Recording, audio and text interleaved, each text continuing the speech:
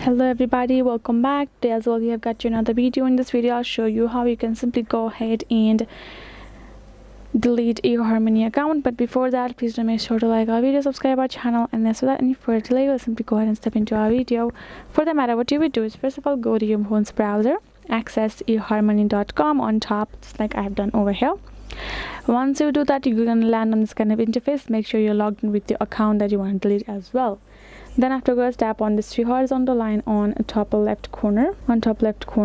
Now tap on this option, go data and setting. Tap on this manage profile option. Scroll down till you find this option called profile visibility, and below you can see to delete your profile permanently, please click here. Tap on clicking on this here that is highlighted in the blue text. Now go ahead, scroll down.